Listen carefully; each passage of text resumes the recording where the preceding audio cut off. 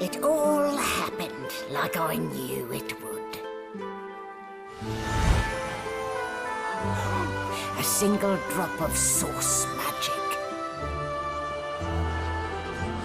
And, like flies to honey, the monsters swarmed.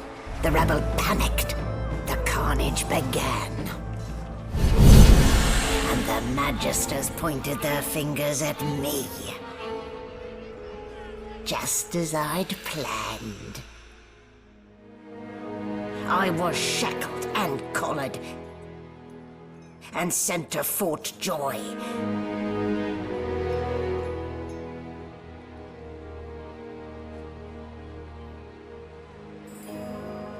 I'd come here to kill Godwoken. But instead, I became part of their story.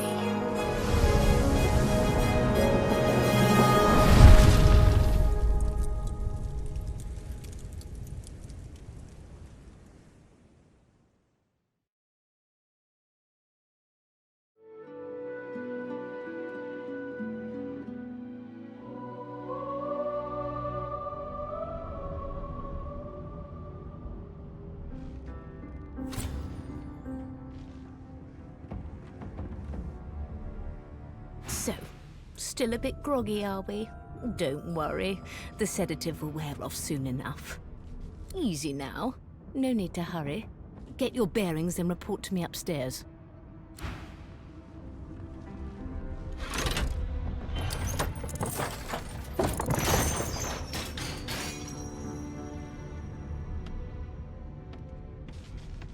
So it wasn't a dream after all.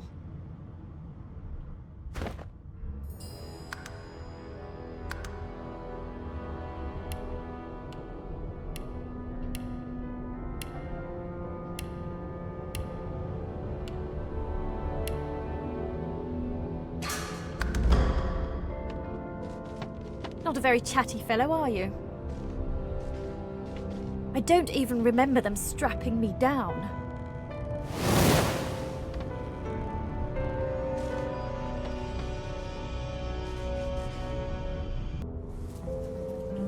Shaking her fluffy coat, the sheep eyes you balefully, her rectangular eyes like letterboxes to the void.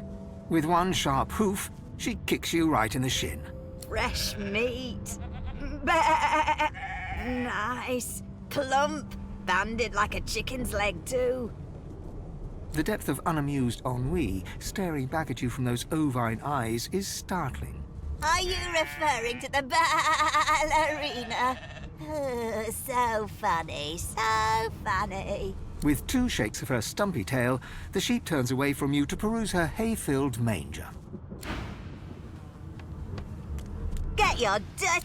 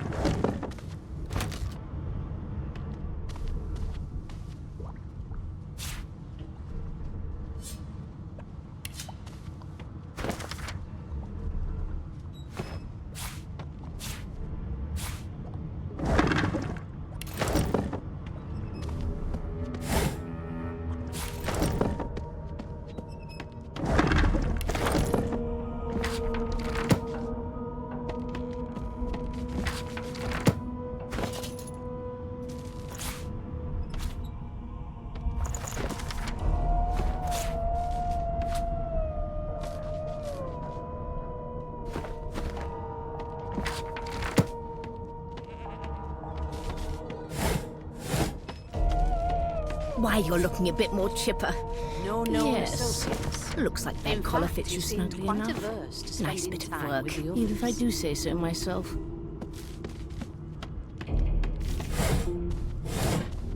There you are. Not too tight, I hope. The collar, I mean. Oh, not to worry. Every dog has to get used to its leash. In the meantime, your next stop will be Magister William. All passengers have to be registered in the ship's manifest. and he's the chap in charge of the logs. You'll find him on the other side of this deck, in the officers' quarters. Don't you dare! If you violate the virtue of my carpet, I'll do a good thing worse and put a collar around your neck. Index fingers pressed to her lips, she pauses a moment to give you a scrutinizing gander.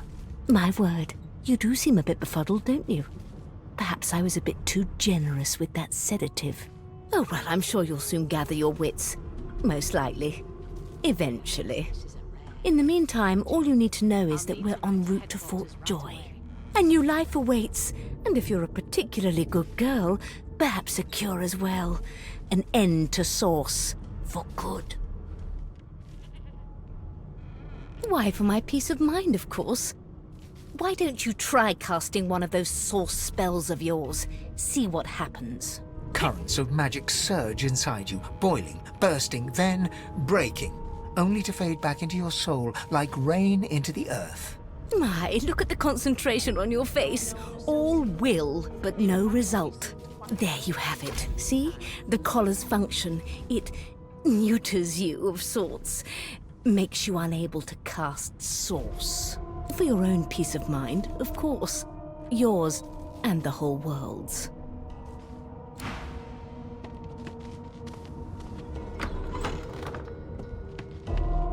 A young magister stands pale and silent. Behind the magister, a bloodied mass lies in a heap. Gore and limbs lie at odd angles. You can't make out a face amid the mess. Easy now. You're paling me arse. Why don't you move along? Waters is investigating. She'll figure out who did it. Always does. You surprised? You're one of them. You know what sorcerers are capable of? Whoever did this found a way around their collar and killed a man. Small ones this time, thank the gods. We'll find out who did it, one way or another. Ugly sight, isn't it? Burns me up this happened under our protection. We're extremely lucky no Voidwalker followed the source that did this. She looks up at you with a mirthless smile. I was on duty in your room when the murder happened. You were asleep the whole time. Didn't even stir. You're one of the only indisputably innocent people on the ship. Unless you can commit murder in your sleep, of course. Finn was killed by Source. If a Magister could do that, there wouldn't be a Magister. It looks more like a passenger managed to slip their collar. And the rest, well, you see the evidence in front of you.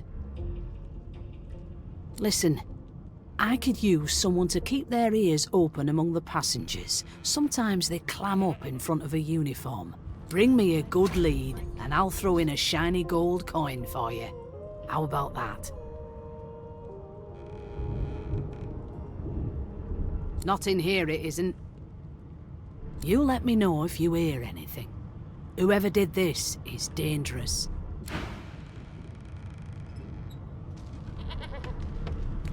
No lesions, no trauma. He was bled by magic. The hatch is blocked. I'll need to find another way. Please, please, please! They're lending it to me. I know. I'm not suited for this. It's sea cow, not sea sheep. Haven't got any shoes, have you? People these days.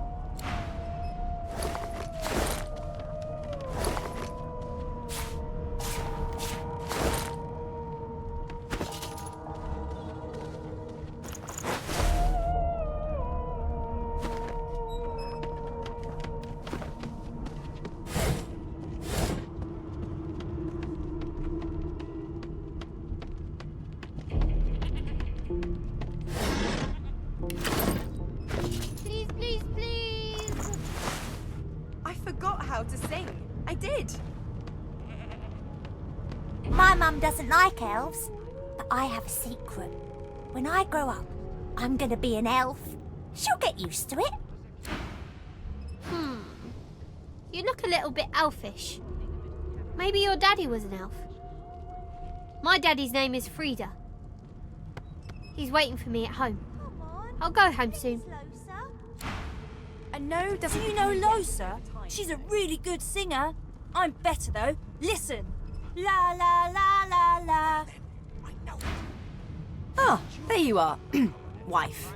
Would you please tell this very charming gaggle of not-at-all brat-like babes that I am by no accounts this Losa woman, nor do I sing, in fact. I'm deathly allergical. How very correct you are, spouse of mine. Madame Josephine Gribbles de Peeb refuses to be confused with anyone else. What? What's so funny? Her pinched face cracks into a great grin, and she shoos the children away from her with a laugh. Yeah, okay, you found me out. Go on and git, and maybe I'll sing you something when I'm good and ready. She turns to you, dark-eyed and dirty-haired, and smiles flatly. Gotta keep ourselves entertained, haven't we?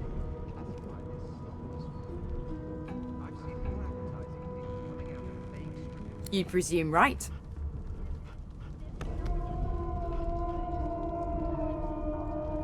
Nope, trying not to find anything out either. Ignorance is bliss. The utterer, the better. Thanks, but I already belong to an elite and exclusive ship gang. We play ball every day after lunch. You're too soft for it. You take care, though. Suddenly, her eyes cloud to an unnatural black. Greyish veins run down her face, and her mouth tightens into a cruel sneer. As quickly as they came, the clouds clear. She smiles as though no change came over her. Good luck, Chief. Never thought you'd end up a prison guard. You! Sorcerer! Blood? No! Go! Uff. Name? I don't like comedy. The Divine Order wants to know. Well, you aren't here on my list. Scrammy, we're trying to catch a killer here. The elf is reading a volume of Cranley Hubert's famous encyclopedia. He looks up, his big round eyes scanning your body, absorbing every detail.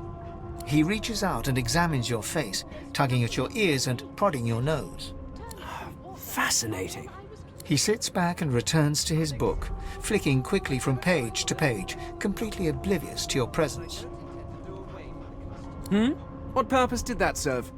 Was that a greeting? Was it... Oh dear. I seem to have crossed some cultural taboo. How... difficult. You have my apologies, fellow elf. Perhaps I should demand the same from those red-cloaked humans. They laid their hands on me more than once. I do not believe I've been drawn anywhere. It is a quaint little read, but it has its faults.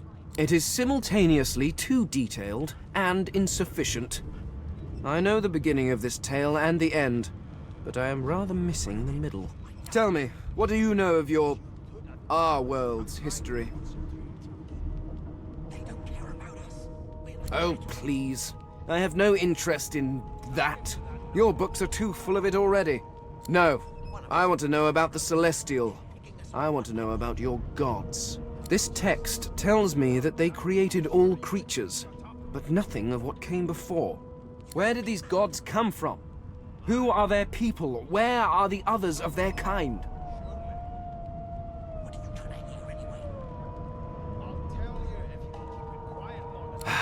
Of course you don't have any useful information. Why did I expect anything else? Now please, run along. I have a world to decipher. No amount of pestering will get the elf to take his eyes off his book or respond to your questions. I've seen more appetizing things coming out of plague-stricken pigs. Here's the register, ma'am. Good. Magister Williams has just about done with the last passenger. You faring okay so far? I've never dined on anything less than a dozen courses. Trust me, with Bishop Alexander in charge, things will get a lot better from here on out. He's God-woken, you know. You head on in now. Williams will get you sorted fast. Don't you get saucy with me when you clearly don't know the first thing about sauce. I spent my life singing for my slaves to bring me my supper. Finer fare than boiled roots and rotten tubers, too. Meanwhile, the Magisters feast on honeyed meat behind this very wall. The indignity. Well, well. What have we here? A fresh face in this stale hell. Let's size you up, shall we? The lizard looks you up and down, like a farmer would a fetching horse. All of a sudden, he grips you firmly by the chin, with the intent of inspecting your teeth. I'm inspecting your teeth, in case that wasn't spectacularly obvious. There's some discoloration, but I've seen worse. After all, one can't expect to find prime merchandise on a squalid little ship like this. Now then, to business. You will answer me 3 questions. The first one is this. Can you cook? Oh, goodness, no. And don't even mention the demon's testes that are turnips. On to the second question. Can you knit, weave? In short, tailor?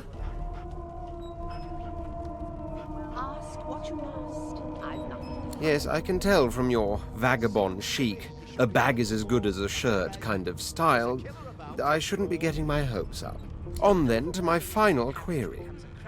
Have you the ability to administer the upkeep of one's personal appearance? The delicate art of cosmetics is what I'm after. Just as I thought. That explains what's besieging my nostrils. So, 3 questions asked, 3 questions answered. Let's evaluate, shall we?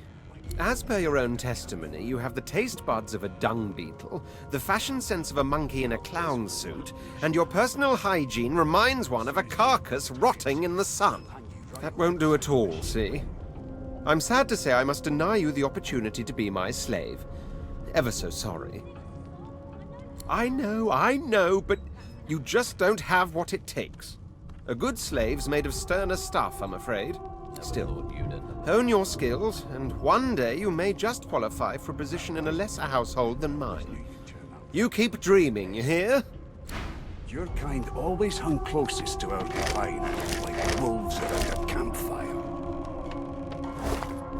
Well, you've got this wolf on a leash now. As soon as the Inquisitor gets here, we'll hang you right over the side of this ship with him.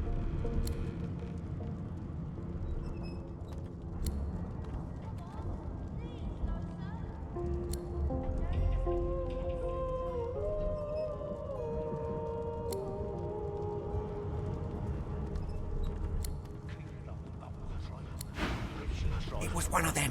I know it. Would you put a knuckle in it? I'm trying to concentrate. They don't care A about broad us. dwarf sits totally upright on the bench, eyes closed, palms face up on his knees. His beard is a cascade of meticulous plaits, each one braided through with golden medallions. He raises an eyebrow as you approach, but doesn't open his eyes. Listen up, Ghetto. You hear that? Turnips and water are all I was given. Unacceptable. I've never done. The ship, of course. And I don't intend to do away with the A wave of sound washes over you. The unintelligible chatter of your shipmates, the groaning of wood from floor to ceiling, the boom, crash and crackle of waves around you, complaints from the sea itself. And? when you clearly don't know the first thing about swords. Sick as a leper's cat. From the state of it, I'd say she's being cared for by a bunch of beardless babes who never loved anyone but their own mums. But there's more. Listen close. There now, just like that. Squeak! Aha! His eyes snap open as his countenance breaks into an expression of joy. One great paw claps you on the back. The other catches you before you lose your footing. There, you heard it, didn't you? I knew it. I knew it. Aye, this is good news, Ghetto. Good news. No, you beautiful idiot. That wasn't any rat. It was the wheel. Squeaks whenever the helmsman jerks it clockwise, which means we're heading east. Pardon my beard. That means if we'd been travelling for, yes, only 10.34 nautical miles to Fort Joy.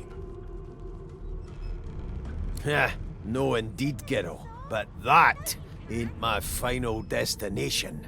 The dwarf leans back from the table and strokes his beard, gold medallions jingling merrily. His eyes roll over to you.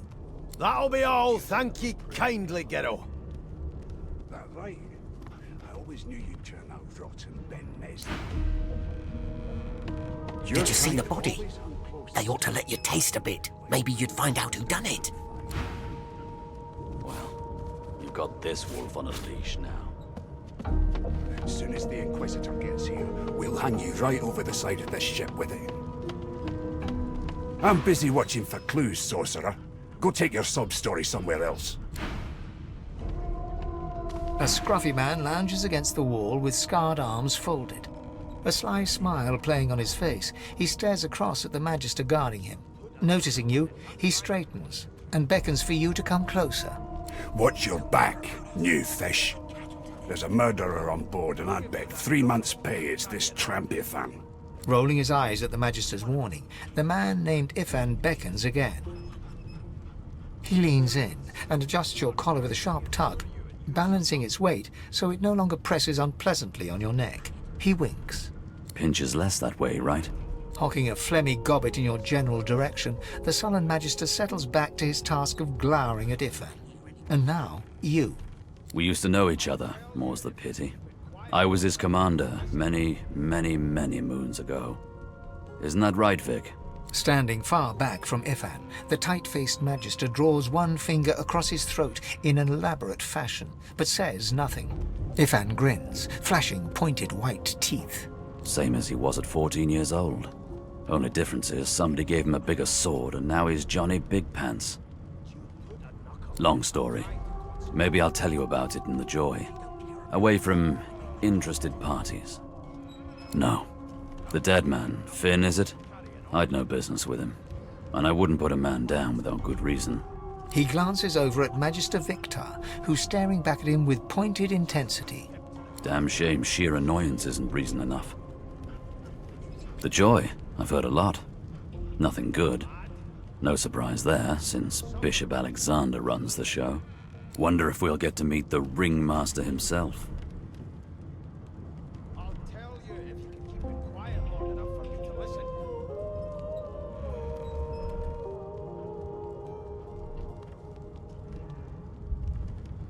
Easy now. I might think the same, but Vic here will blow a blood vessel if he hears you talking like that. What are you conspiring about over there? You, elf. What's your name? Oh, don't mind him. Vic's just got a bee in his bonnet. And that bee is me. Name? Magister Victor looks at you suspiciously, then scrawls something illegible down in a tiny notebook. He scowls at you as he stows the notebook back in his voluminous robes.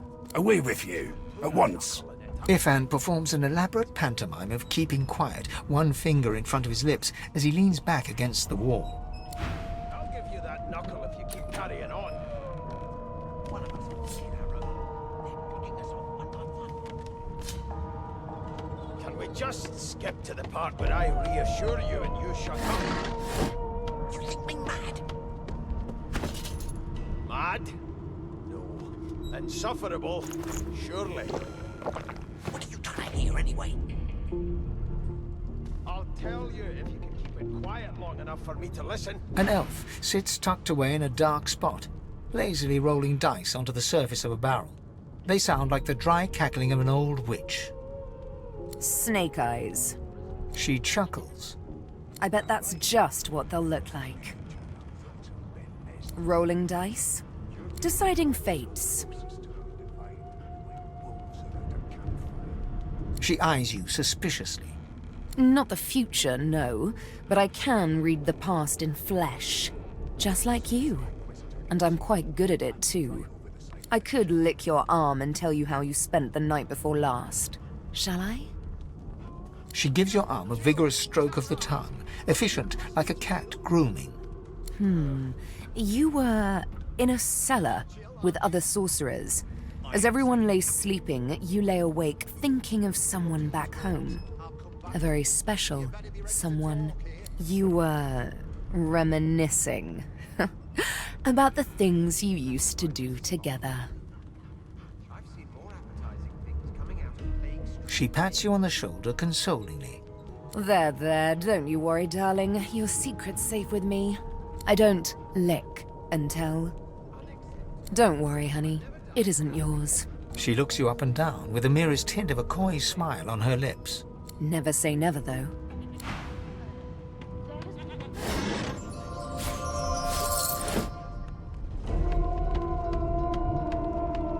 Don't you get saucy with me when you clearly don't know the first thing about sauce.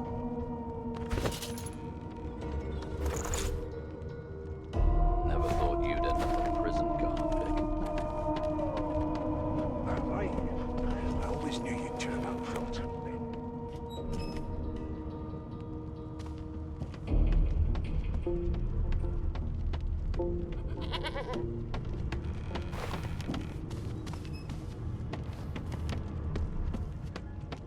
So, anything interesting for me? I'll take that as a no. Sing us a song, I know you can. That's enough.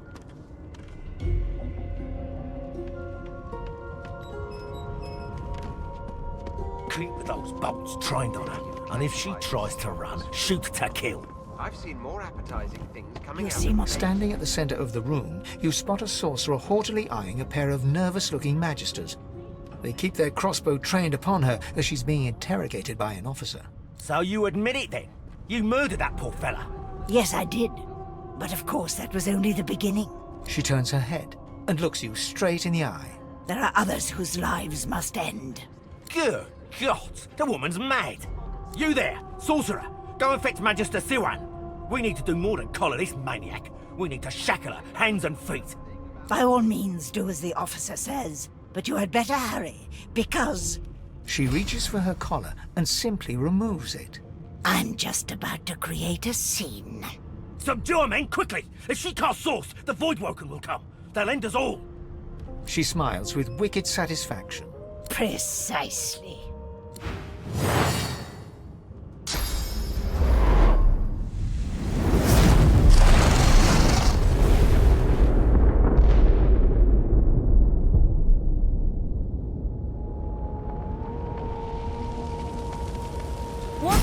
What's happened?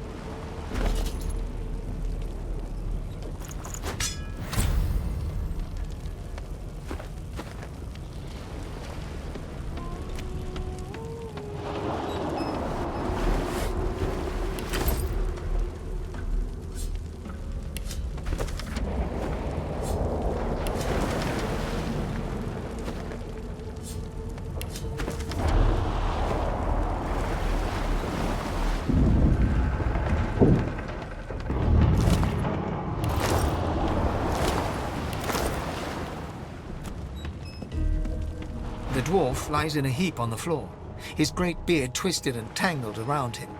He is stock still. You can't see if he's living or dead. You hear a faint thud, thud, thud. He's alive, but only just.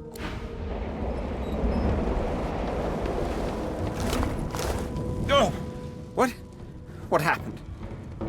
Must have been the turnips. Water? Wine, for goodness sake! Oh! The lizard's eyes close as he slips into unconsciousness.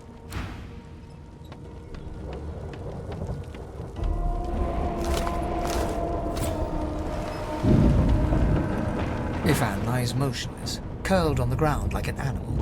Under his shaggy hair, you can see green eyes fluttering as if in a nightmare. A low whine escapes his lips. His eyes flicker open, but he doesn't register your presence at all. Lucien. Lucien. Ifan cries out, then his eyes fall closed again. No matter how much you shake him now, he cannot be roused.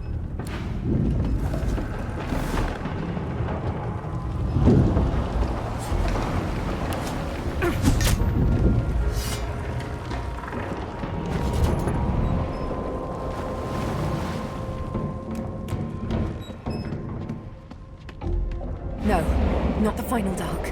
Not yet. It's no use. Your words do not seem to reach her. The dice roll darkly. They're rolling for me.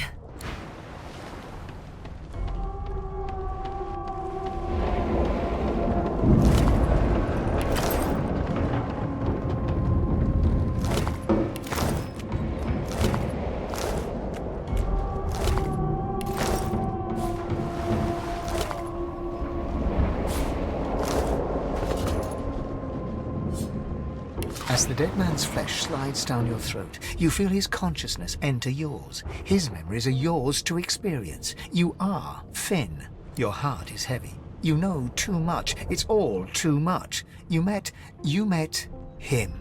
A bright light blinds you, then fades. You feel a tremendous power in your hands, but they are shaking so hard you can barely use them. Suddenly you're on this very ship, crouched in a corner, hugging your knees. A figure approaches, an older woman. Her eyes are kind. She comes closer. She says she wants to talk. She reaches a hand toward you. You grasp it. The memories end. You are no longer Finn. You return to yourself with a jolt. The Magister lies on the floor, unconscious and...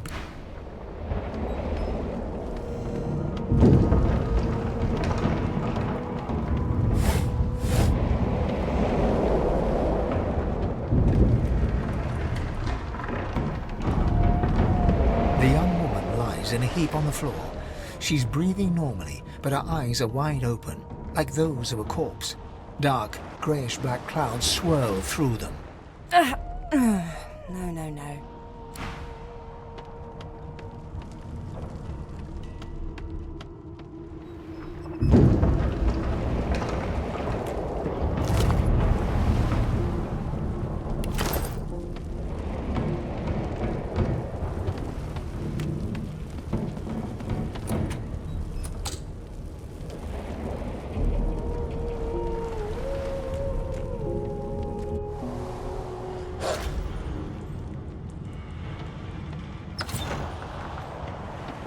The hound paws desperately at its snout. It winces as it draws blood from its wet black nose and continues scratching. The dog notices you for the first time and snarls, the hairs on its back prickling as it lowers itself into a lunge. You sorcerer! It sneezes suddenly and paws at its nose once more. Can't smell. Can't breathe. Too much sauce. Too much. Please, make it stop.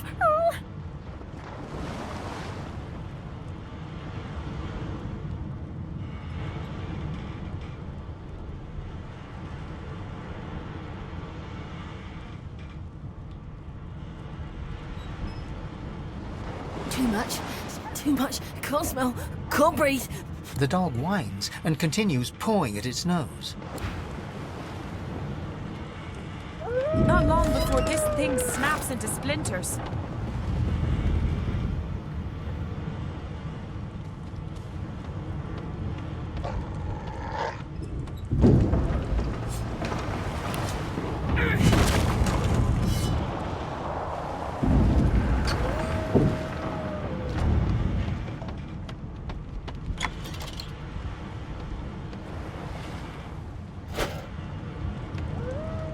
Gods damn it! Need to get off this quick.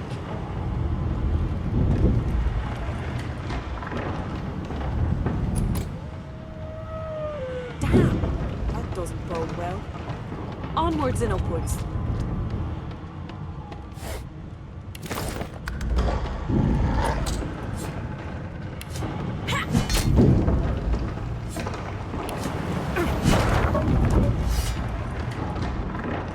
gods! By divine grace, who was that howling? He eyes the collar circling your neck and reaches a hand towards his blade. Another sorcerer!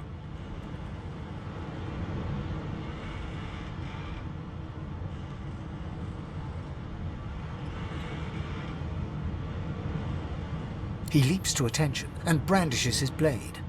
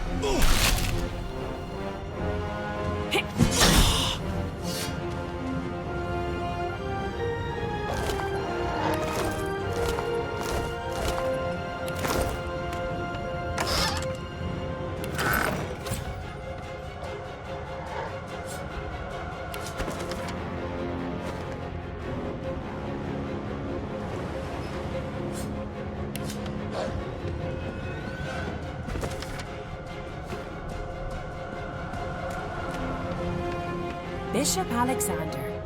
If Lucian were alive, what would he think of his son's divine order? And you thought Rivellon was flat.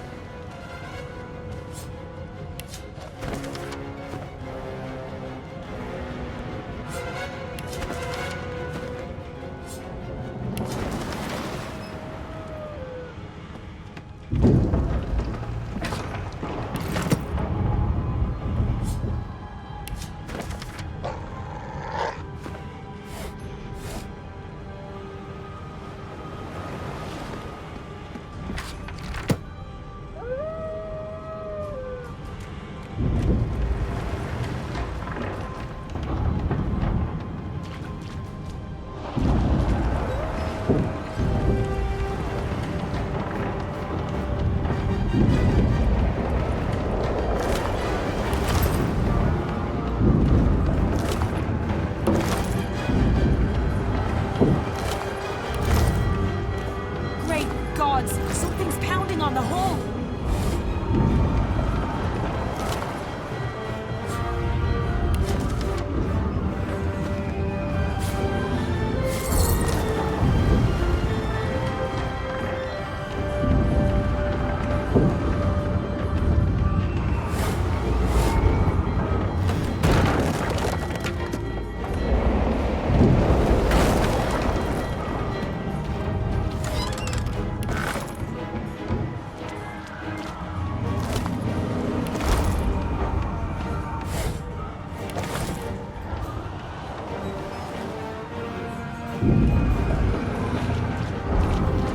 Through the door and are suddenly face to face with an undead. His skull is bizarrely angular and a glorious jewel sits in the middle of his forehead. The skeleton is quickly leafing through a volume of Cranley Hubert's famous encyclopedia, muttering to himself. No, no, no! What damn fools record knowledge on a pulped tree? It catches fire, it turns into must when wet, it cannot even resist acid! No wonder they're so bloody ignorant. The skeleton looks up and notices you for the first time. Oh, it's you. Shouldn't you be running and screaming or some such? The skeleton groans and looks back to his book, frantically flipping from page to page. I know your god did not gift you with much, but kindly use the little you were given. Do you look at me and think, why yes, there is someone with organs enough to drown? Trifling matters like water and poison do not concern me. No, damp robes are the most I have to fear. Once this glorified skiff hits the sea floor, I will simply walk to shore. Whereas you, I believe, have lifeboats to pointlessly squabble over.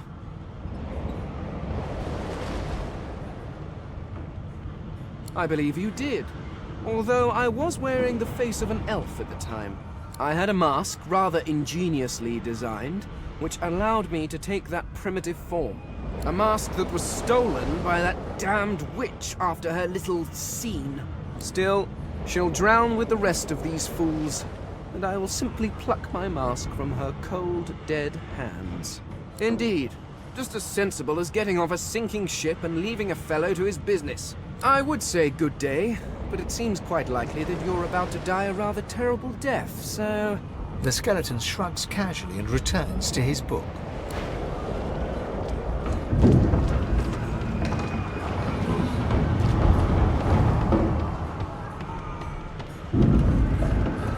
The marking on the door was painted recently, judging from its pungent scent. You recognize the symbol immediately for what it is. A warning of death fog within. You press your palm against the door to open it. The wood feels neither cold nor warm, but simply grey. The color drains from your hand, and you are left numb. It doesn't budge. The door groans open, but an ashen shadow clouds your mind.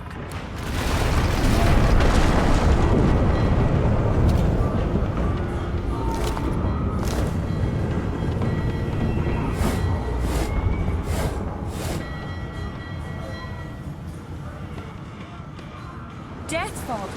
I need to get out of here, now!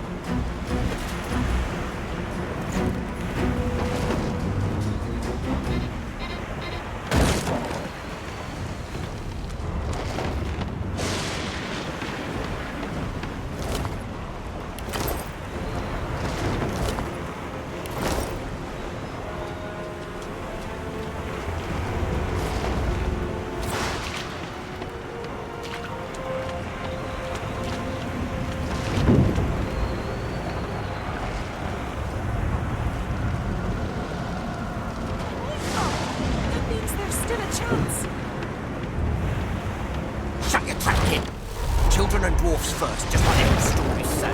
The dwarf yanks at one of the nearby ropes to no avail. You said there were other people down there. We need to help them. You see those tentacles, kid? It's time for getting the hell out of here.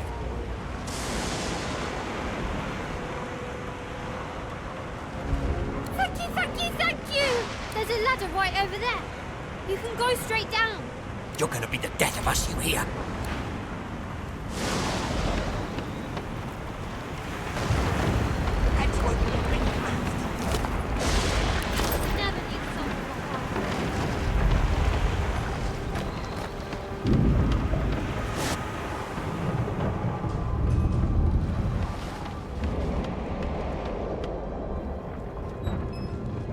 The Magister If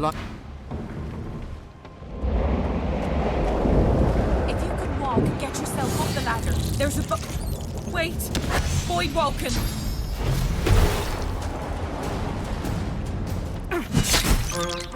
These beardless bugs won't sink the ship on my watch.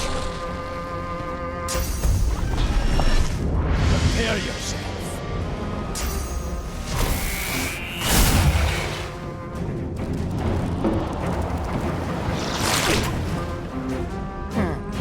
Let the games begin.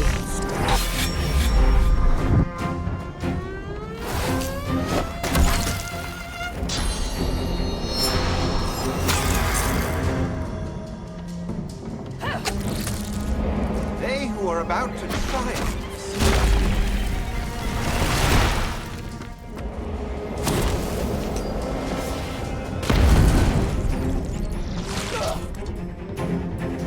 I thought Void Woken was supposed to be scary. I've faced worse.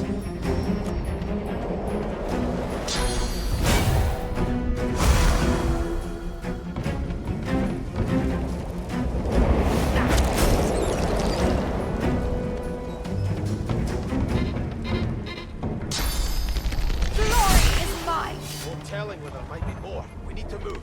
Please.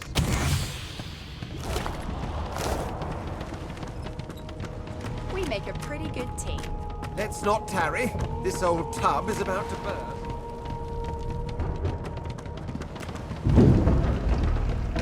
I hear something. It's Magister Siwan, the one who put on this damn collar. She tries to speak, but can only gape as she clutches her neck, trying to stem the bleeding of a gushing wound. With jagged movements, she raises her clenched fist and holds out a length of cloth soaked with some kind of strong-smelling tincture. Blood quickly soaks through the cloth. Magister Siwan's mouth opens and closes, her eyes wide in terror. Blood pours out from around the bandage. Magister Siwan reaches out to you, her hand flailing. It's working. The pressure is stemming the flow of blood. Siwan clutches your arm, her eyes locked with yours.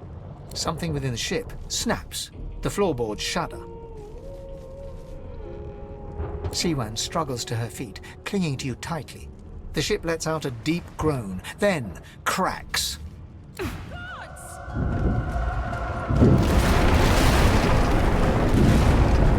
It's ripping the ship apart!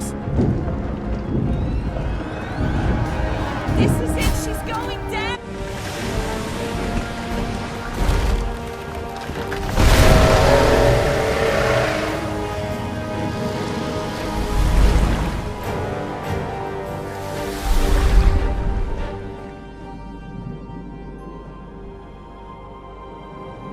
I have plans for you, child. Rise.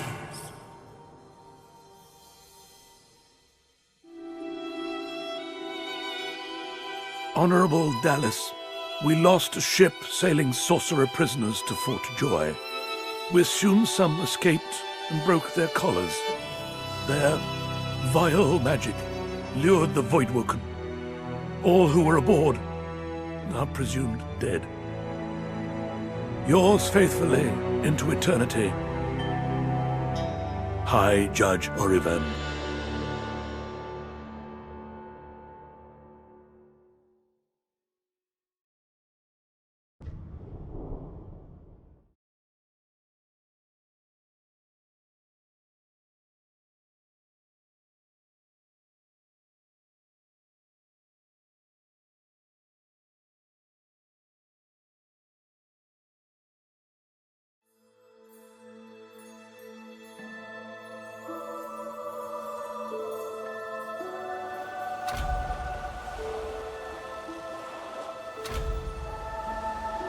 Those Voidwoken made short bloody work of the ship. Am I the lone survivor? It seems someone, something, wanted me alive.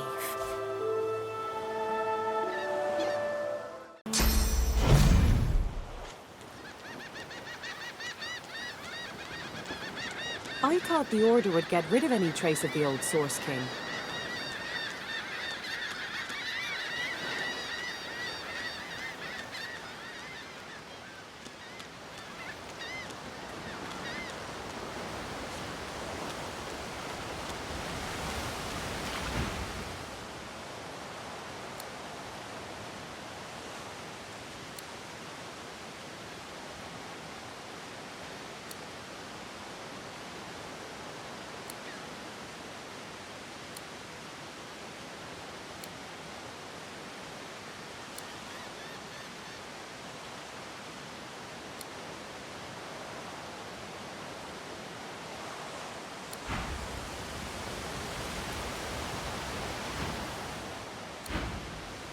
The child has a small mirror in his hands.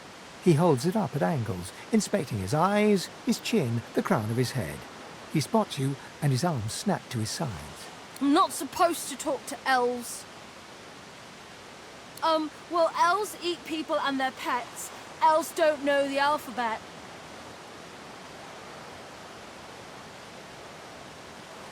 The child's eyes grow wide. People ask you to eat them? Really? Neat. Are you a sorcerer?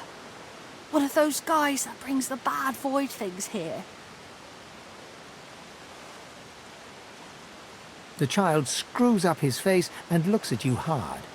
He lifts his mirror up to his nose, closes one eye, and looks at himself again. I don't see any source on you or me. I guess they're wrong. Or crazy. Maybe you're right. At least they don't mind where anyone goes. They know we can't leave the island, and it's a lot nicer out here than outside. They're gone now. The Magisters took them already. I guess now they're cured. And maybe they're waiting for me back at home. But you didn't die. I guess I am, but it's just normal to be scared. Nowhere isn't scary.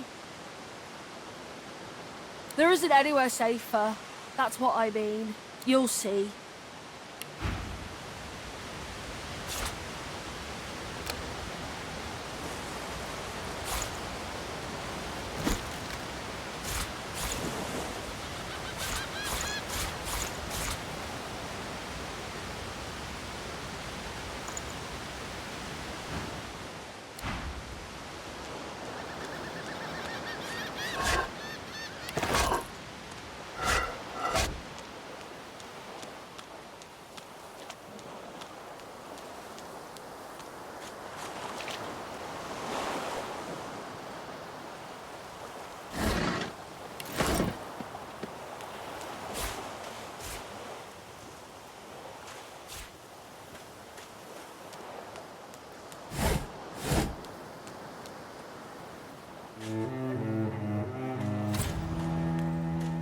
Voidwoken! Those are the same beasts that sank our ship. Damn, they've made it to shore.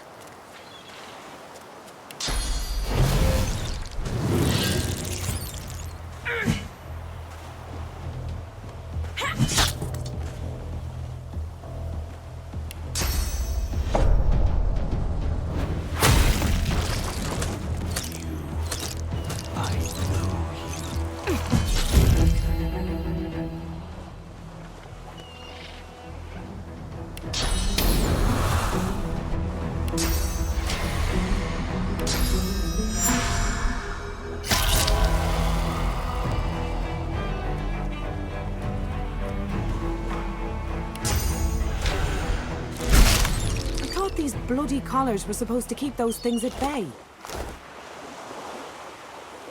Drowned and eaten by a Voidwoken. I wonder in which order.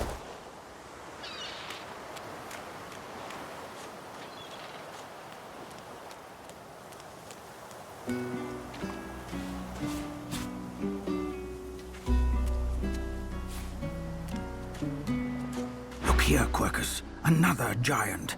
My word, this blasted isle is teeming with them. What's that? Yes, I did see how it made short work of the great acorn servants. Quite right, very impressive. But that is no reason to trust it. Giants like that destroyed our forests. They are the very reason the great acorn is returning in all its wrath. What? Dear me, have you taken leave of all 6 of your senses? You would have me use this giant for a shield? Why would I? Oh, I see. You cunning devil, Quirkus. Of course, if it defeated the great acorn's vile servants, it can do so again. We need only follow in its big, wide shadow and be safe.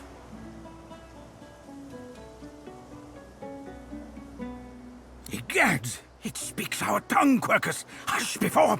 What do you mean a good time for introductions? You know full well who I am, you silly old cat. The great Salora, grandest of the... Oh, introduce myself to the giant. I shall do no such thing. You give away your trust too easily, my dear steed. No, we will have the giant march. In time, we'll see whether it deserves our confidence. Now, onwards! Shield! Venture forth, post-haste. The great acorn waits for no one.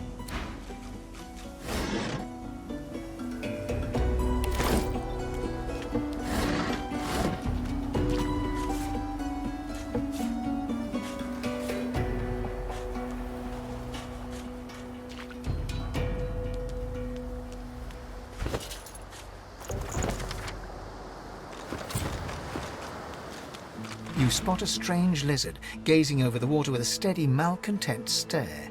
His skin is of a bright, blood-red color.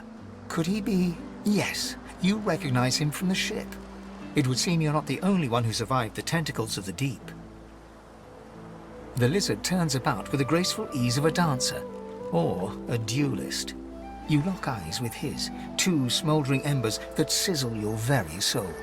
I did survive, yes. And chances are I wouldn't have, had you not returned to the aid of your fellow passengers down in that dreadful hold. You have my gratitude. Hand over heart, he salutes you with a bob of the head. More than a nod, though less than a bow. Yes, I'm sure you've all the makings of a hero and all that, but let's not get carried away, shall we? Now then, if there's nothing further. I'm sure I don't mean to sound condescending, but I had thought it quite self-evident I was gazing out over the waves. He sighs dramatically. Tell me, what do you see when you cast your glance over this ocean?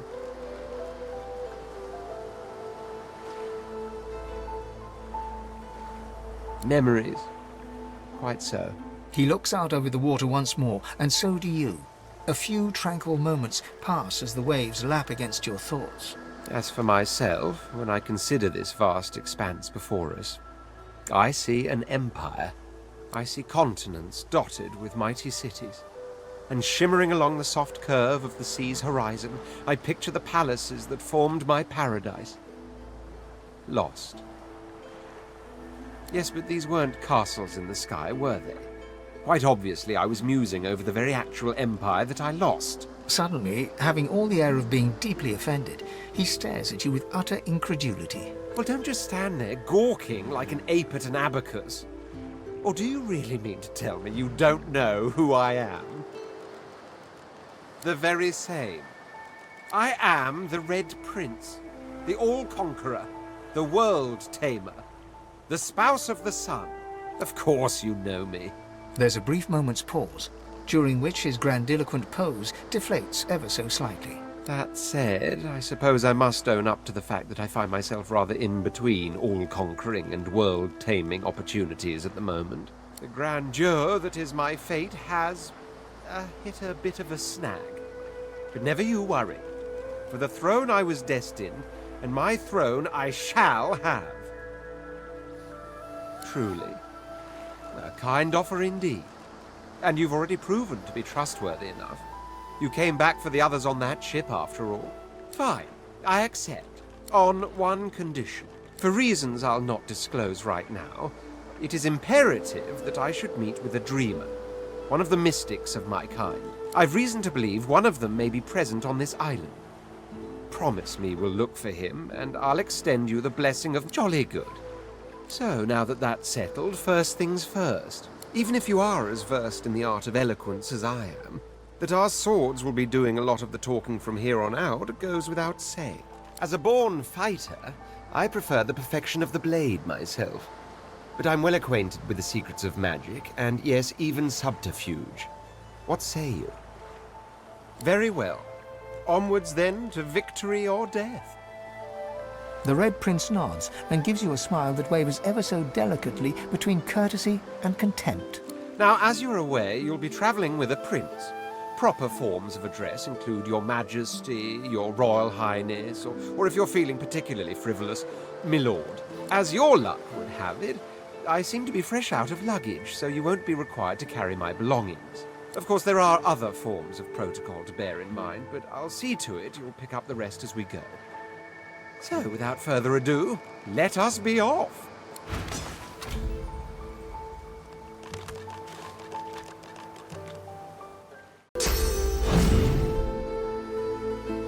by all means let us partake in the art of conversation. As am I. A prince should die of old age or on the battlefield. Anything else could be construed as weakness of character. That said, I've the distinct feeling I wasn't meant to die today, for despite your heroics, I was still cast into the water. I sank. I drowned, but there was something in the water. A voice made of air that soothed my flooding lungs. There was sudden light, warmth, life, truly. How intriguing. To hear a voice whilst drowning is a rather specific delusion to share, is it not? Still, I wonder if... He hesitates. Are you a religious person? A pity. Religious persons tend to be all too self-important in their supposed humility. As for myself, I perform the ancient rites of prayer and ceremony with a kind of languid indulgence. After all, when one is revered by many as a living god oneself, public deprecation would be needlessly self-important as well, wouldn't you say? There was a small incident which prompted my many rivals to move against me. Technically, they had the letter of the law on their side. Such a nuisance, the law. Quite necessary to keep the common in line, of course, but one such as myself it should exempt as a matter of course. What I meant was that, being authority, I shouldn't be under any thumb. I had thought that was perfectly obvious. Sadly, that enlightened point of view quite clearly turned out to be academic. If not, we wouldn't be having this very conversation. I hardly know you as yet. Let's leave some mystery in the relationship, shall we? We can exchange criminal records later. There isn't much to say, but for the fact that I simply must. It's the portent of it all. I can feel it. The revelation will be world-changing. I just know it. And justified it is too. You'll be a witness to wonders, I assure you. As certain as the sun, such is my conviction. I will be, then grow beyond being.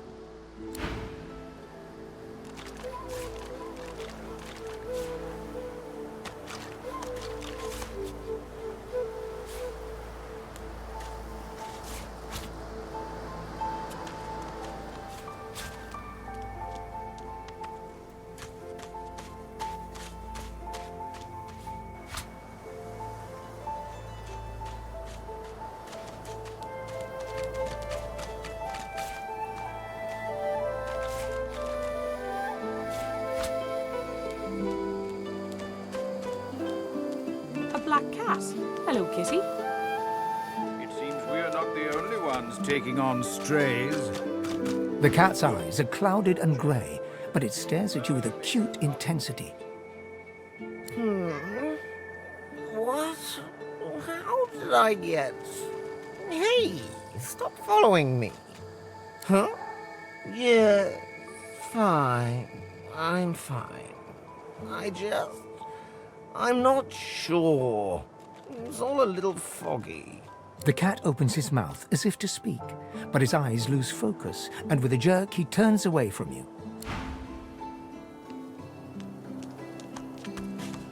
Here lies a nameless inmate. May he find the peace denied him in life in the Hall of Echoes.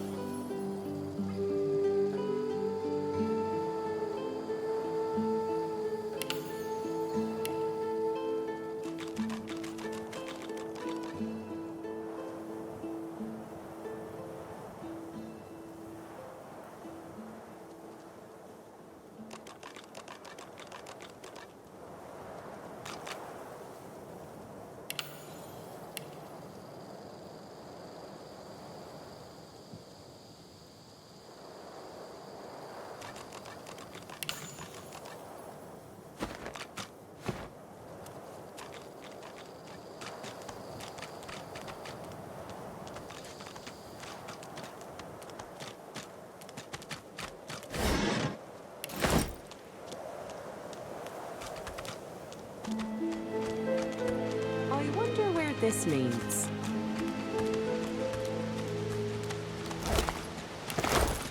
As the alcove opens up, you see the same skeleton that you met on the boat before it sank. He's still not wearing his mask. He's leaning over a corpse, prodding and pulling at the skin of its face. Bugger. How on earth am I supposed to... Oh. Perhaps...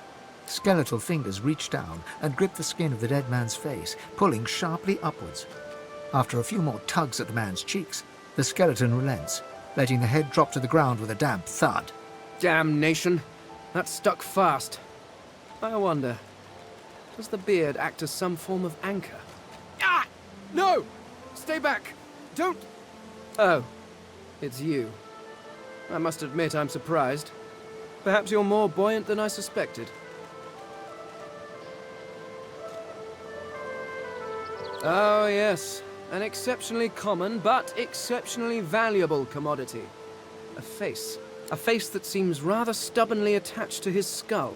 I would normally employ a tool to delicately but viciously rip the face from the body. I could then craft a mask to hide my bone. But as I lack such a tool... The skeleton grabs the corpse by the cheeks and pulls hard, grunting in frustration as the body's skin holds firm. Carved? Please. You hardly think I am one of your breed, do you? You have never seen anything like it because you have never met anyone like me. Simply put, I am an Eternal, and you are not. You have my sympathies. Indeed, no one seems to have the good taste to be. My people are rather absent, at least from this realm. As for the others, well, there is an excavation site at the Black Pit's oil fields. Perhaps there I'll find my answers. A cult? Hardly. We were a race that existed before the idea of race was needed. We were all one. I could ask you to imagine an Eternal as a creature of incredible intelligence and skill. But I fear the limits of your imagination would not do us justice. We studied the mysteries of the universe. We created works of great art. We disappeared. But I will find them. Wherever they are, I will find them. We will have our world again. Well, that hardly seems relevant. But if you must know, I was inconvenienced for a time. Several centuries, in fact. Or perhaps millennia. One tends to lose track. I was sealed in a tomb for daring to be curious about the world. It seems our king did not agree that the universe should be explored to its full potential. Perhaps I should thank him. It seems I was spared whatever happened to the others. I wonder if flowers would be appropriate. Ah, well, that is the curious thing. They are clearly absent from this world, and yet they are everywhere. Every one of your races resembles them in some manner, and the statues you have built to your gods look remarkably familiar. Perhaps my people have ascended to some new realm. Or perhaps your gods are merely a folk memory. Regardless, they are not here. But I will find them. I suppose, circumstances being what they are, it could be advantageous. You seem more at ease in this world than I. A guide would certainly be useful. Excellent. While we are conversing, perhaps you notice that I am rather skilled in, well, all things. Of course, the arcane arts are my little speciality, but being a brilliant wizard does not mean I cannot handle blade or bow. So, which do you require for this enterprise of yours? I could do that with one hand behind my spine. Now, shall we get on? There is rather a lot to see. Splendid. Very well. Let's be off.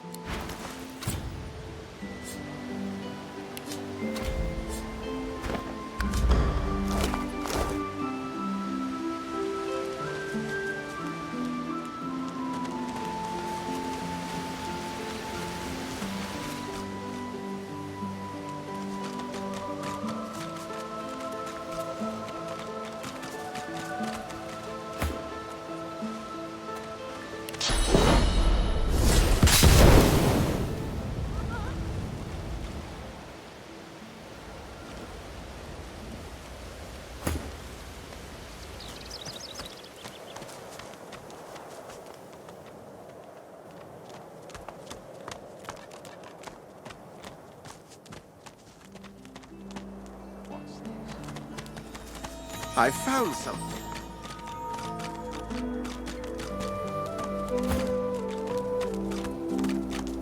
One must put in due effort if one is to reap the proper reward.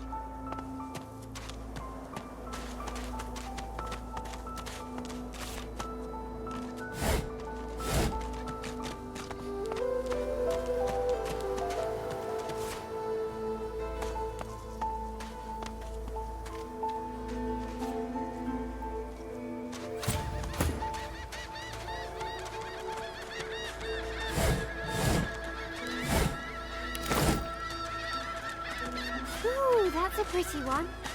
Hey, lady. It's a lot nicer here than that stinking boat, huh? I'm sure glad you went back to save the others. Saw one of them wringing out their tunic at the shore a few hours ago. Say hi for me.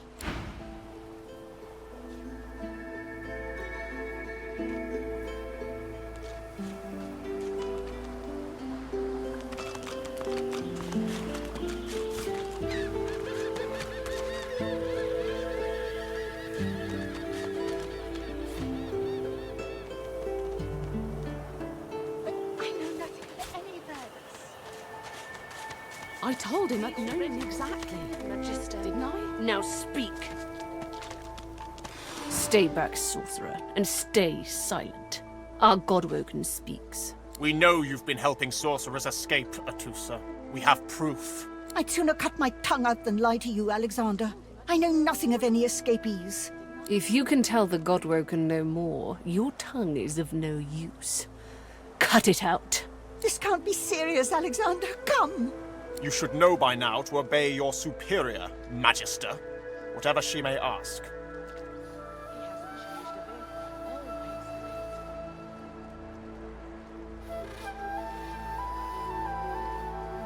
Atusa pinches the tip of her tongue with 2 fingers and brings her dagger to its root. Her eyes squeeze shut. Drops of blood form against the dagger's edge and quickly fall to the ground. Stop! My father, may his soul rest in peace, would be disappointed in you, Atusa. To think you would lie to his only son, your bishop, and your friend these many years. The fate of our realm hangs in the balance. If you will not help us save it, then you will help the Void destroy it. Dallas? Yes, Your Holiness? I believe we're done here.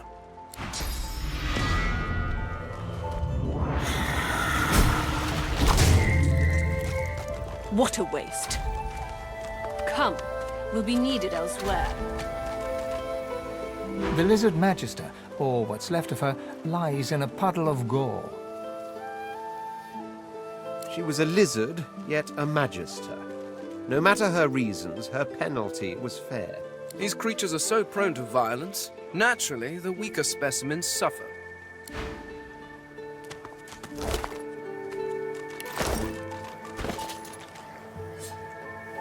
A single name throbs across your brain. Verdas, Verdas, Verdas! He must escape. He cannot die here. He cannot!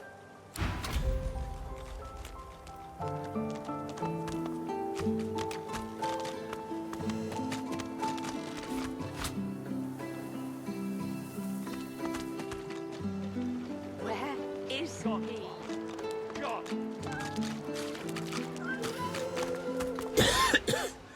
I got my eye on you, Moss Muncher.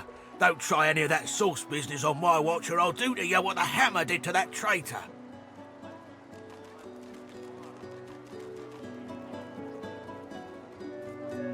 You shut that filthy gash in your face before I cut it right off you. You're all the same, you sorcerers. Don't recognise what's good for you. Like dogs, you lot. Did you see him? You did, right? Those claws. Wonder what's behind the masks, too. Can't be pretty. That, Magister, that was Bishop Alexander, leader of the Divine Order, and his right hand, Dallas. How do you not know this? Ha! More the fool you. Day is night, and night is day in Fort Joy, O noble one. The Magisters are the royalty around here. You'll learn your true place yet. Now why don't you move along and settle in? A Magister will come and find you when they're ready for you. Could be a while, though. We're up to our hoods in sinners these days. Come on then, Lexi. Lay up. Did you see them, miss?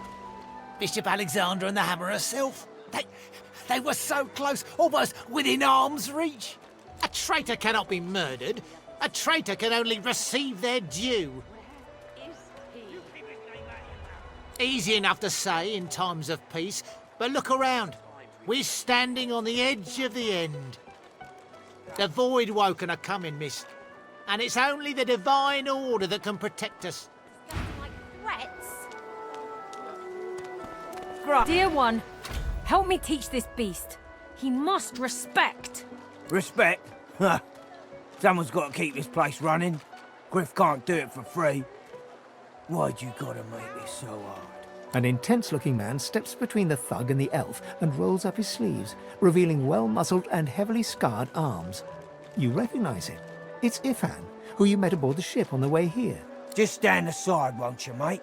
This is no business of yours. Lone wolves decide their own business. The thug freezes in fear for a moment before shuffling back to the protection of his crony. Pay up, elf. No one shorts Griff, especially not one of you. Everyone in camp's got to contribute. For food, for protection, no exceptions. Especially not for elves. Griff's orders. Food? Protection? I have neither. Runs the kitchen. Means he runs me, you, and everyone else in camp. You two ought to be thanking your lucky gods it's us, and not the Magisters enforcing round here. A fool never knows what they've got till it's well and gone. Now come on, elf. If you make me say it again, there's gonna be trouble. And neither will I. We got a system, and it looks like you don't want to fit in.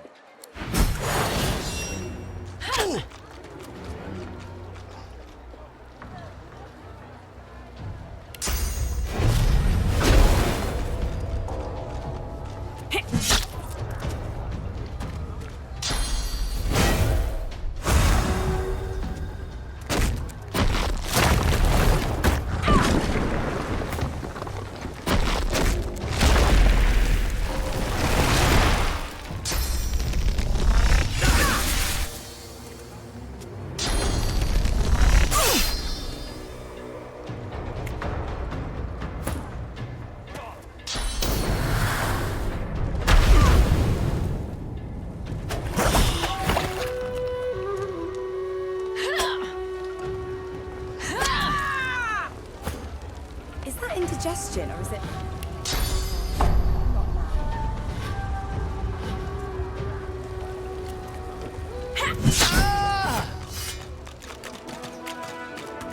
Follow me, before more of them trouble us. I've an errand to run around here first. I'll catch up with you there later. Remember, past the kitchens, down to the beach, inside the caves there. There is a safe place.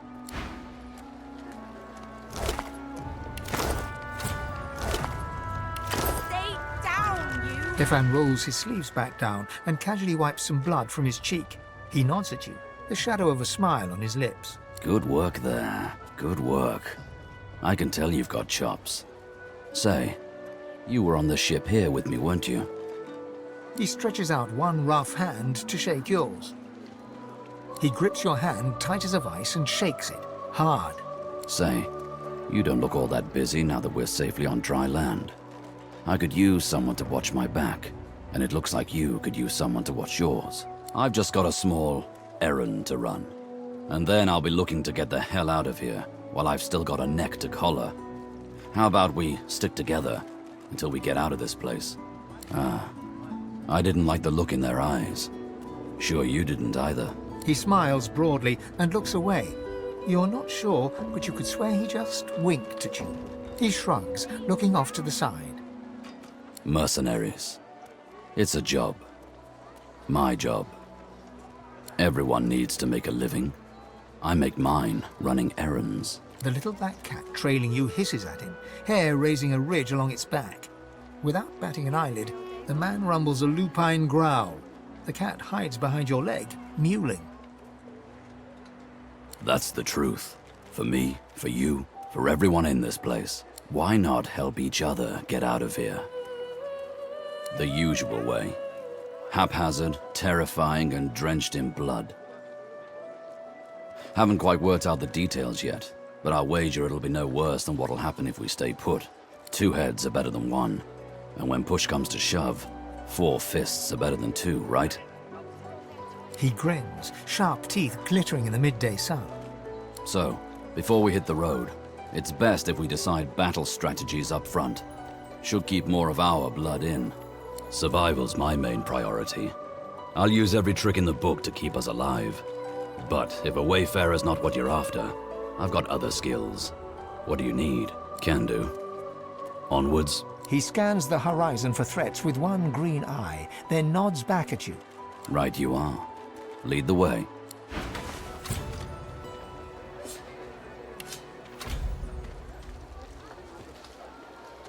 Stay down, you! Hey, I know you. Losa, the dark-eyed jokester you met aboard the ship, waves enthusiastically and dips into a mock elegant curtsy. Back then, I was Madame Josephine Gribbles de Pube. And you were you. Glad to see you made it. Nothing like a nice tentacle slap across the moor to set the tone for the week, eh? How'd you escape?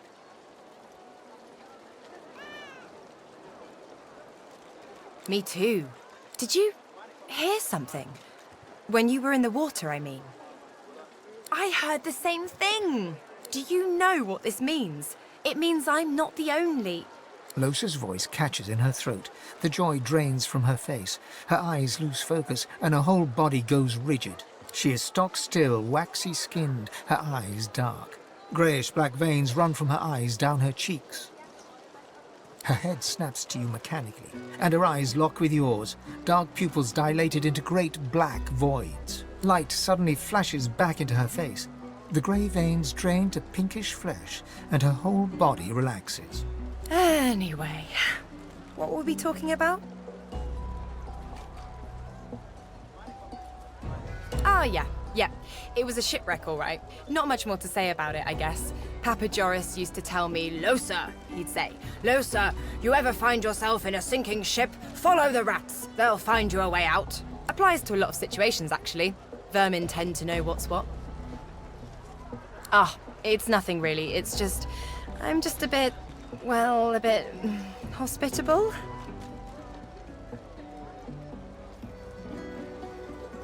Ha! What I mean is, look, you've never been a host, right? That's 'cause you're like a clump of leaves on the side of the road. That ain't bad, though. I'd give just about anything to be like you. But I'm a roadside inn. Red door, flowers out front, friendly lady at the door beckoning you in for half price. Like a goddamn gold star inn for the disembodied. Now, isn't that just the question of the hour? I can't be sure just yet. I'll be surprised if it's a demon. Definitely not a sprite either. Maybe a spectre, but I wouldn't bet money on it. So, how are you enjoying the joy?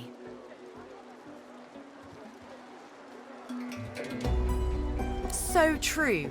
And you can stay as long as your heart desires, free of charge. So, you want to check this place out together? Strength in numbers and all that. It does, right? Before we head out, I've got more than a few tricks up my sleeve, so you'll have to pick which one I'll pull out if, when, push comes to shove. Lately I've been into the enchanting arts, but I can shoot, slash, summon, steal, whatever your little black heart desires. So, what'll it be? Sounds fine. So, we're good to go? Yeah? Hey, wait a sec. It looks like you have all the company you need. Maybe another time, when you're a bit more on the lonely side. Till then.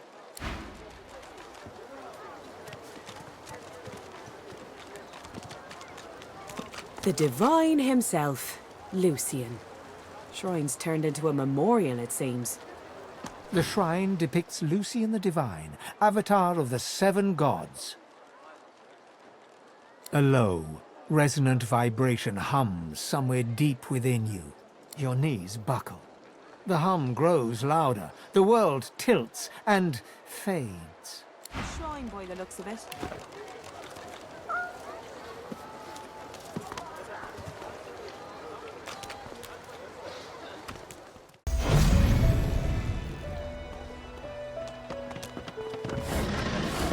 Fella can't hear himself think with all this racket. Day and night she hollers after that child. You hear that, Farah? You got to cut that out. What's happened to ya? Known her all my life. Her little girl Irma, too. Farah was a straight-shooting woman in those days, but now she's madder and a cuckoo and twice as loud. What else do you call hollering after a ghost?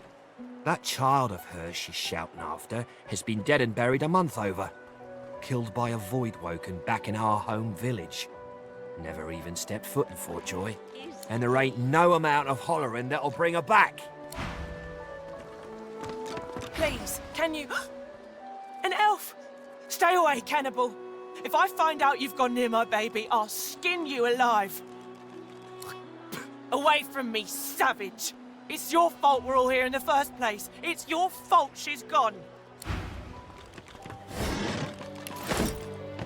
I don't think I ain't watching. No, exactly. Didn't I? Irma! Where are you, darling? She's gone, Father. Gone. You there, elf? I'm looking for an inmate. A smallish man, thick spectacles, prone to somewhat eccentric chatter. He wears a large bronze pendant with a dragon stamped. Have you seen him? Useless. It is a very important matter that I locate this Migo. Tell me if you hear mention of him. That's it. I call pay up. Greetings, child. You must be very far from your homelands indeed. Hurts to be so far from your loved ones, eh? I know the feeling. Troubles me to hear that. Now that the Divine has gone, our world's duller, darker than ever before. When he comes back, he'll bring a gentler world with him.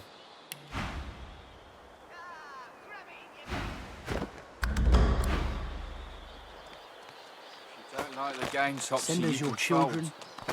Looky here, mates. A fresh face. We love fresh faces, don't we? Oh, yes, we do. Why don't you join us in a round of cards? First hands on the house.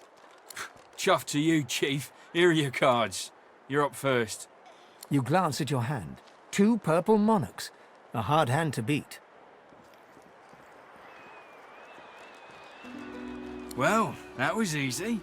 Looks like you'll have to pay your interment fee after all, Freshie. I'm sure the Reds told ya. No one gets along without paying the interment fee. So, let's make this easy. Empty your pockets. Simmer down or I'll tack on a battle axe tax. Now pay up. We'll see about that, Freshie.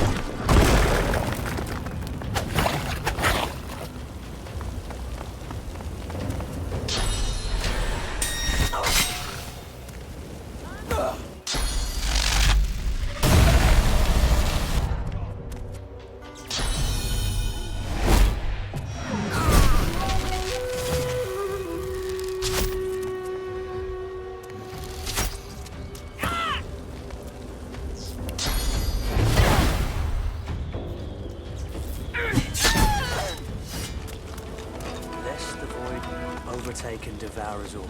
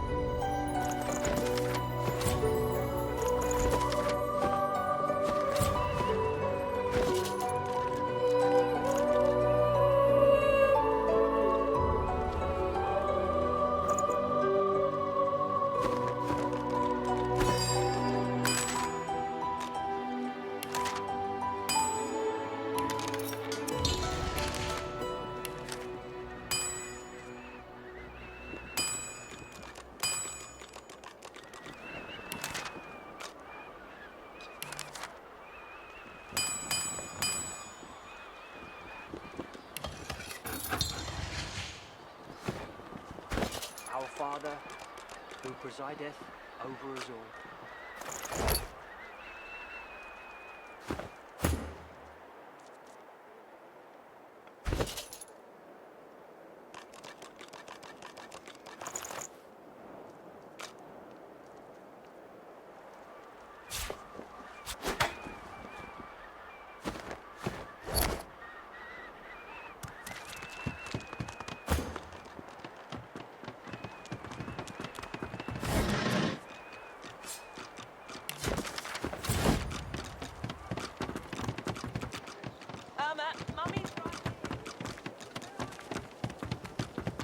The woman is scrabbling at her throat, as though she can hardly breathe. Don't touch me! You're too close. This collar, this place, it's squeezing the life from me. I can't. I can barely even catch my breath. How is it possible? 1 minute you're in the garden in the sun, the next you're here, and they've put this thing around your neck. Her hands move again to her throat. She seems to try to make space between her neck and the collar, but there's no space to be made. The woman is scrabbling at her throat, as though she can hardly breathe. As she catches sight of you, recognition flashes in her terrified eyes. She drops her hands from her throat and starts hyperventilating. Ben Mist, Ifan, Ben Mist, you killed them! You killed them! He killed them all! Murderer!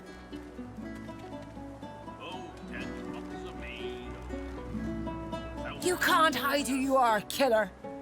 Look! Look at him! It's him! It's the Silver Claw himself! Ifan Ben Mist! It's getting tight!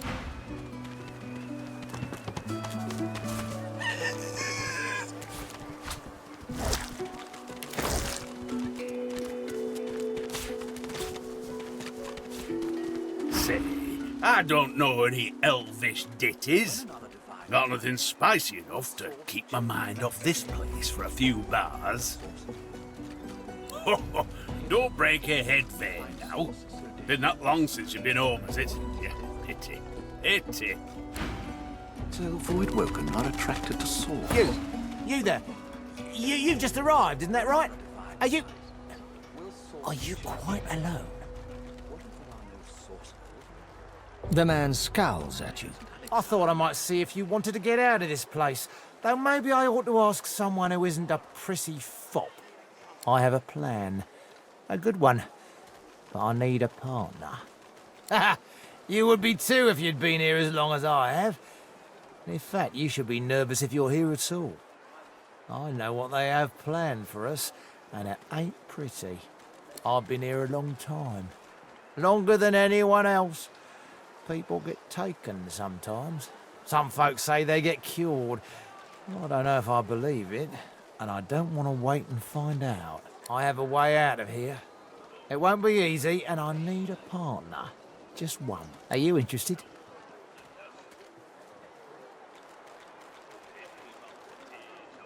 Believe whatever you want.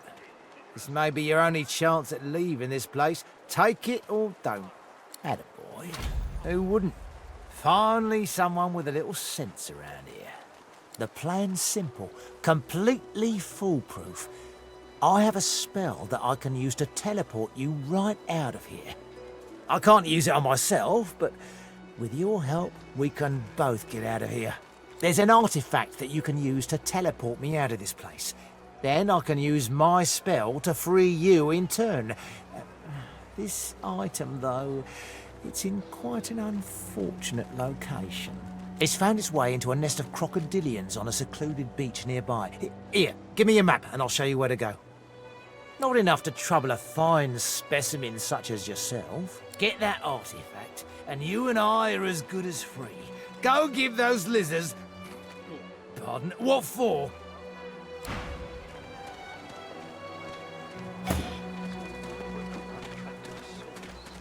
But why?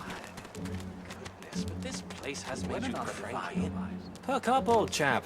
There's plenty of singletons about. Leave me be, Sam. Please, excuse us. You're talking to me, not her, Sam. Oh, for the love of Lucian, Balladeer. You're acting like a madman. Say it again. What you said about my wife. Go on. Piss off. Go on, Sam. Well, it's the truth, and you know it. She's better off. So what if it was messy? I'd rather puke myself to death 1,000 times than let the Reds get to me. If she were my wife, I'd be happy for her. A flat smile twitches across Balladeer's lips. She never did like you. I'll be with you soon, love. The man looks for a moment at the corpse at his feet, then turns back toward the nearly finished coffin, bloodied hammer in hand. Murder's a big word. And no, this here's a bed for someone 1,000 times better than that snake. Rest her soul. The love of my life. Gret. She passed in the night. Something in the stomach. Doctor couldn't help her. He tenderly runs a hand along the coffin's side panel. If she were here, she'd tell me this plank is crooked. Chastise me for using warped wood on her final bed. Then she'd laugh and kiss me. Just here. The man holds a hand to his cheek for a moment. He turns from you, lines up another nail, and hammers it into the panel.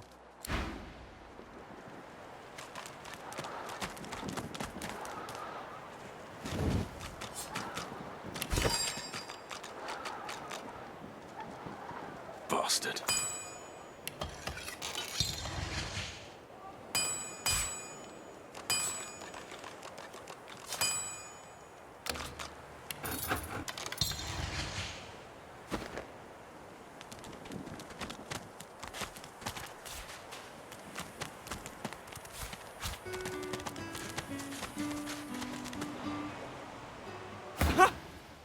I found you, didn't I?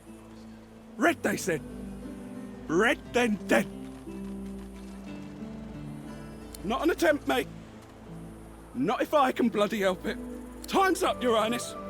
Let's dance. It's stabbing time. I'll be with you soon, love.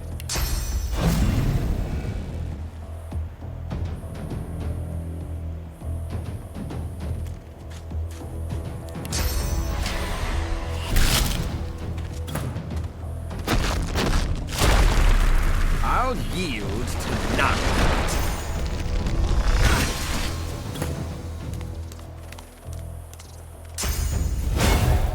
I will yield to none.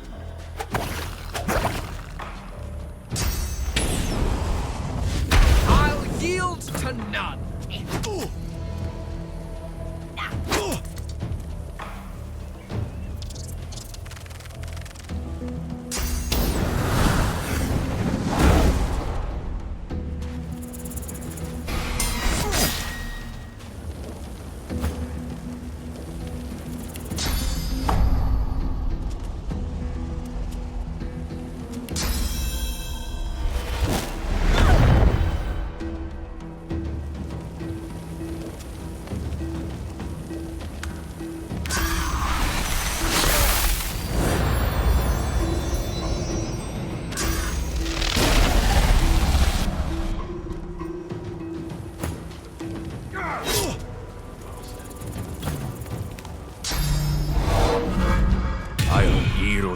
none.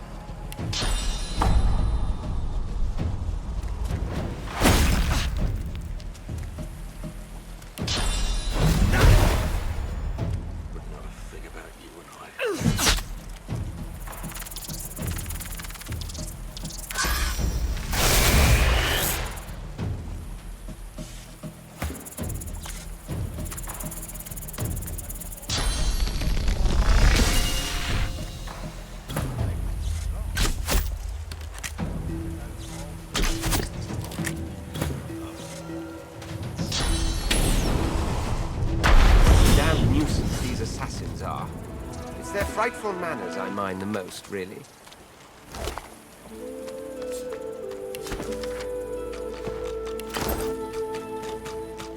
Well, that was rather fun, wasn't it? I do find it ever so invigorating to cut a cutthroat's throat. Oh, one gets used to this kind of thing so quickly. This is hardly the first time someone's filled some poor fool's purse and bid him kill the prince. I'll tell you what, though. Whomever wants me out of the picture will have to do a lot better if they seek to get the better of me. All those bumblers they've sent so far mark a mere insult to my swordsmanship.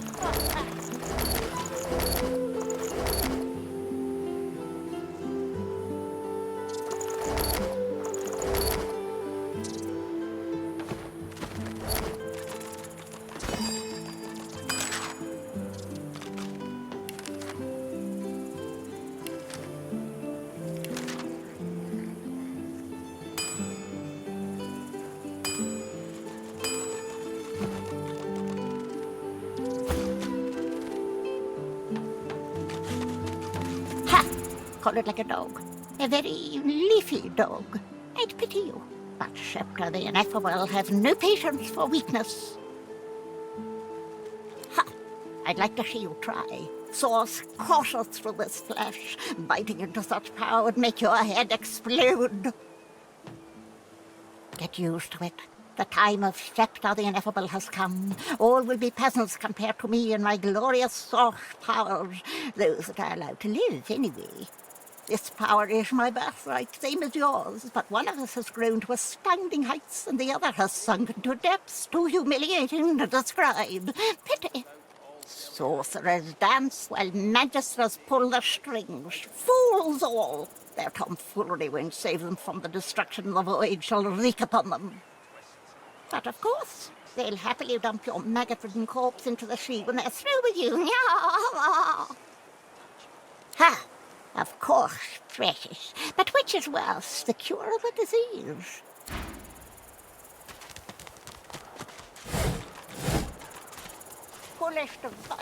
Quite right. Do seek my counsel.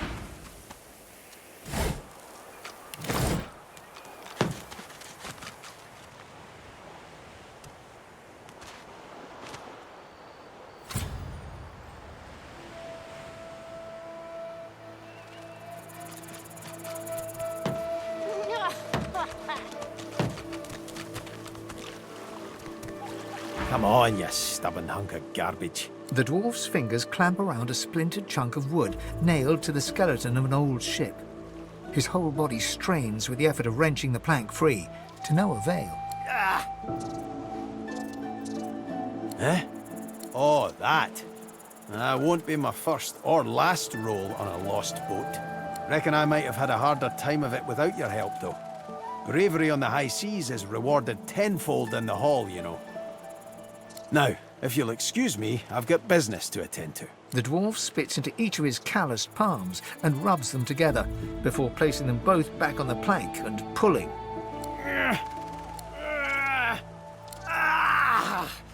Bleeding nail must be charmed or something. Go on then, give it a go.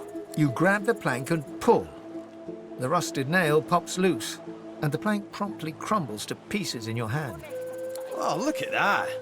Nice of you to finish the job after I loosened her up. He winks and flips a gold coin toward you. It makes a long, high arc, glinting in the sun, and lands squarely in your hand. For your trouble. I suppose it were a fool's errand thinking I could make something out of this heap, but I couldn't help myself from trying. He sucks a finger and holds it up to the wind, testing the breeze. Winds like these, she would have capsized before she reached the break. Well, on to plan B. He gives you a wry look, as though deciding whether to trust you. Aye, was planning to build me a raft and paddle off. I've got business north of here, in a town called Driftwood. Far be it from me to miss an appointment. Maybe you don't. He stands before you and pokes you in the side, seizes your shoulder with a great, strong hand. There's something of you, you know? You don't have to accept your fate on this bloody island. You can leave here, get on with your life. Why don't we make a deal then? You help me get out of this place, and I'll do the same for you. That's the spirit. He lifts an invisible cap and bows with the grace of a courtier. Pleased to make your acquaintance. The name's... well, the name's dead and buried. What matters is what they call me. Beast. Ha! Cheek, hand and bottom too. Let Queen Justinia plant a big old smooch on all three. I'll tell you when you're older. Anyhow, we're a team now, so the me is not half as important as the us. Let's get down to brass tacks. Fighting, I mean. I've been up and down the realm so often it'd make your cabbage spin, and I picked up a few tricks along the way. Truth be told, I've grown fond of crushing and casting. A battle mage, if you like. But there's not so important as team dynamics. So what'll it be? Then it's settled. Capital! Well, that's that sorted. Onward then. I've got to get out of here, and soon. And I suppose you do too.